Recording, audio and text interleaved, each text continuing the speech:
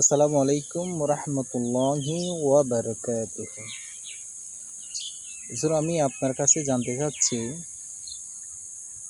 সাম্প্রতিক বিষয় নিয়ে কিছু আলোচনা করার জন্য আপনাকে আমি খুব অনুরোধ করতেছি। কারণ এখন দেশের মধ্যে যে অরাজকতা সৃষ্টি হয়েছে, ইসলামী দৃষ্টিকোণ দিয়ে এই অরাজকতা সৃষ্টি হওয়ার কারণ এবং এর ফল এবং কুফল কি হতে পারে, সে বিষয়ে আপনি যদি আমাদেরকে একটু বোঝান তাহলে আমাদের বুঝতে সুবিধা হবে।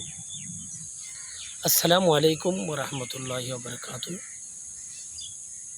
সম্মানিত অভিজ্ঞ আলোচক মহোদয়, আপনি যেটা বলেছেন যে সাম্প্রতিক বিষয়ে আমাদের বাংলাদেশের মধ্যে যে মারামারি, হানাহানি, তারপর অসংহতি বিষয় বিভিন্নভাবে যেগুলো হচ্ছে, সেগুলো হওয়ার কারণ ইন্নাদ্দিনা ইনদাল্লাহিল ইসলাম। আল্লাহ পাক যেটা মনোনীত করেছেন এটা হচ্ছে ইসলাম। ইসলাম হচ্ছে শান্তির ধর্ম, ইসলাম হচ্ছে মানবতার ধর্ম, ইসলাম মানুষের কল্যাণের ধর্ম। ইসলামের মধ্যে নাই কাউকে মেরে ফেলা, জ্বালিয়ে পুড়িয়ে ছাই করে দেওয়া। ইসলামের মধ্যে নাই কোনো ধরনের অরাজকতা সৃষ্টি করা। সুতরাং আমাদের বাংলাদেশের মধ্যে যারা এই ধরনের কাজ করতেছে, বিশেষ করে রসুল পাক থেকে হাদিসে পাকের মধ্যে পাওয়া যায় হুব্বুল ওয়াতান মিনাল ঈমান, দেশপ্রেম এটা হচ্ছে সবার থাকতে হবে, রাষ্ট্রপ্রধানের থাকতে হবে, যারা রাষ্ট্র পরিচালনা করতেছে ওনার অধীনে তাদের থাকতে হবে, জনগণের থাকতে হবে, সবার ভালোবাসা, দেশপ্রেম এটা থাকতে হবে।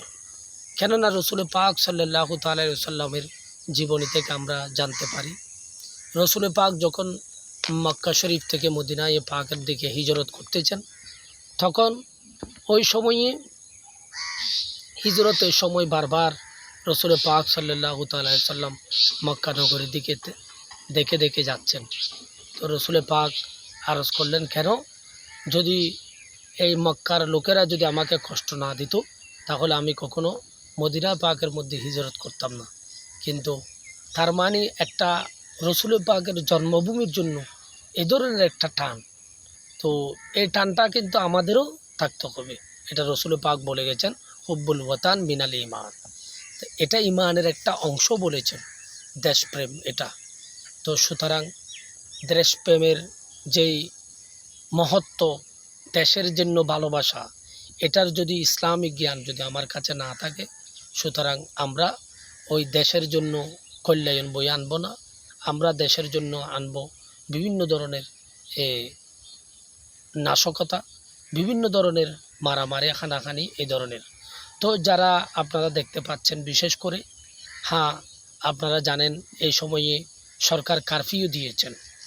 কারফিউ রাষ্ট্রপ্রধানের একটা, ওনারা যেটা রাষ্ট্রপ্রধানের কাজ হচ্ছে দেশ যেভাবে হোক শান্তিতে রাখা। তো শান্তি যেভাবে থাকে এভাবে ওনাদের দায়িত্ব হচ্ছে, এইভাবে যে কোনো পদক্ষেপ ওরা নিতে পারবে। কিন্তু এই পদক্ষেপ এটা কোরআন সম্মত হতে হবে, ইসলাম সম্মত হতে হবে, রাষ্ট্রের জন্য কল্যাণ হতে হবে। যেইভাবে অন্য অন্য কান্ট্রির মধ্যেও এটা দেওয়া হয়, প্রত্যেকটা কান্ট্রিতে এগুলো আছে, তারা রাষ্ট্রপ্রধানগণ বিভিন্ন পদক্ষেপ গ্রহণ করতে পারবে। তবে যদি এই পদক্ষেপের ভিতরে যদি কোনো ধরনের, ওদের ভিতরে যদি কোনো ধরনের কি থাকে, নাশকতা, ওই ধরনের নিয়ত, ইন্নামাল আমালু বিন্নিয়ত, যেটা হাদিসে পাকের মধ্যে রয়েছে, নিয়তের মধ্যে যদি কোনো ধরনের সমস্যা থাকে, এটা যদি জনস্বার্থে না হয়, এটা দেশের স্বার্থে না হয়, এটা দেশের কল্যাণের স্বার্থে যদি না হয়, ওই ক্ষেত্রে গিয়ে তাকে রাষ্ট্রপ্রধানকে এবং যারা রাষ্ট্র পরিচালনা করেন তাদেরকে আল্লাহর কাছে জবাবদিহিতা করতে হবে। সুতরাং তো যারা আন্দোলন করে তাদেরকেও ভেবে দেখতে হবে আমি কী জন্য আন্দোলন করতেছি।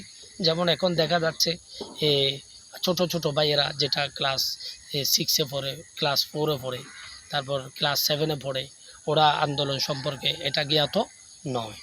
কিন্তু তারা দেখা যাচ্ছে যে এখন বিভিন্নভাবে আন্দোলন করতেছে। এখন আমি যেটা অনুধাবন করতেছি সেটা হচ্ছে, যারা আন্দোলন করতেছে তারাও জানে না কেন আন্দোলন করতেছে, আর যারা গুলি করতেছে তারাও জানে না কেন গুলি করতেছে। তো সুতরাং এটা আমাদের দেশের জন্য কখনো শান্তি বয়ে আনবে না। কারণ আমরা দেখেছি রসুল পাকের হাদিস থেকে জানা যাচ্ছে, যখন হাজর আসওয়াদ বসানোর সময়, লাগানোর সময় যখন একটা পরিবেশ, যেটা মানুষের মধ্যে যখন একটা বিভেদ সৃষ্টি হচ্ছে, একজন বলতে যে আমি লাগাবো, আরেকজন বলতে যে আমি লাগাবো, তো এই ধরনের এটা সলিউশন বের করেছে রসুল পাক সাল্লাল্লাহু তাআলা আলাইহি ওয়াসাল্লাম। ওই একটা চাদরের উপর নিয়ে পাথরটা কী করলেন, সবাইকে চাদরটা ধরিয়ে তখন ওটা মিটমাট করে দিলেন। মানে বড় ধরনের একটা ঝগড়া এটা কি করে দিয়েছেন, মিটমাট করে দিয়েছেন। তো রাষ্ট্রপ্রধানেরও এইভাবে ওদেরও এটা থাকতে হবে, যেটা জনগণের সাথে, জনগণ যাতে কোনো ধরনের বিপাকে না পড়ে, অর্থাৎ কোনো ধরনের জামিলাতে পড়ে না যায়, এটা খেয়াল রাখতে হবে। আর জনগণেরও খেয়াল রাখতে হবে, আমাদেরও খেয়াল রাখতে হবে দেশের যেন ক্ষতি না হয়।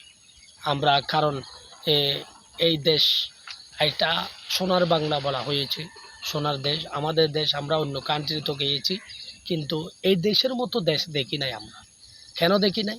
এখানে আপনি দেখেন, যেটা রোপণ করবেন সেটা হয়ে যায়। এখানে গাছপালা, শস্য শ্যামল, এইরকম একটা পরিবেশ অন্য কোনো কান্ট্রিতে আমরা পাইনি। সুতরাং এটা যেন সোনার বাংলাদেশ, এটা আমরা যদি এটা একেবারে কবরস্থান বানিয়ে ফেলি, তাহলে এটা আমরা দায়ী হব। কারণ এটা আমরা সৃষ্টি করি নাই, এই পৃথিবীটা সৃষ্টি করেছেন আল্লাহ। সুতরাং আমাদের থেকে আল্লাহর ভয় থাকতে হবে এবং দেশপ্রেম থাকতে হবে, দেশের জন্য কিছু করতে হবে, জনগণের জন্য কিছু করতে হবে, মানুষের জন্য। কারণ মানুষের সেবা করা এটা একটা সওয়াবের কাজ, এটা একটা পুণ্যের কাজ। এবং একজন ভাই আরেকজন ভাইকে কতল করা, এটা কারণ নাহনু মুসলিমুন আকুল মুসলিমুন, এক মুসলমান অপর মুসলমানের ভাই। কিন্তু দেখা যাচ্ছে এই আন্দোলন দিয়ে বাইয়ে বাইয়ে ওরা কী করতেছে, মারামারি করতেছে, বা এক ভাই আরেক ভাইকে মারে ফেলতেছে। তো এই ধরনের যেন না হয়, কোনো ভাইকে যেন না মারে।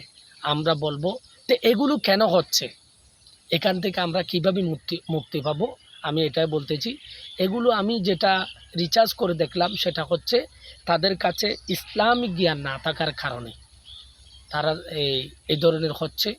এবং অনেকের থেকে এটা ইসলামিক জ্ঞান না থাকার কারণে ওরা লোভ লালসায় পড়ে গেছে, অথবা তারা বিভিন্ন ধরনের মানে পার্টিগত গিয়ে তারা হিংসাত্মক হয়ে এই ধরনের কাজ করতেছে। সুতরাং আমি বলবো, যেই দল হোক না কেন, কারণ আমরা তো বাংলাদেশেরই মানুষ, আমরা তো এক ভাই আরেক ভাই, এটা আমরা মুসলমান, তো মুসলমান ভাই ভাই। সুতরাং আমরা এটাই কামনা করব, আমরা সবাই মিলেমিশে থাকি, সবাই সোনার বাংলাদেশ গড়ে তুলি। যেভাবে এই দেশের জন্য শেখ মুজিব কী করে গেছেন, এই দেশের জন্য অনেক কিছু করে গেছেন, এবং জিয়াউর রহমানও অনেক কিছু করে গেছেন। তো আমাদের যারা রাষ্ট্রনায়ক আগে ছিলেন তারা অনেক কিছু করেছেন, আপনারা জানেন, ইতিহাসে পেয়েছেন, সবাই অনেকে জীবন দিয়েছেন এই দেশের জন্য। তা আমরা আর রক্ত চাই না, আমরা এখন শান্তি চাই, কারণ ইসলাম মানে শান্তি। তো সুতরাং সবাই শান্তি কামনা করে, সবার কাছে এটা কামনা করে আমরা আজকে এখানে সমাপ্ত করলাম। তো সবাই দোয়া করবেন আমাদের জন্য, এবং দেশের জন্য কিছু পারলে কাজ করে যাবেন। ওয়া আখির দাওয়ানা আলহামদুলিল্লাহি রাব্বিল আলামিন। আসসালামু আলাইকুম ওয়া রাহমাতুল্লাহি ওয়া বারাকাতুহু।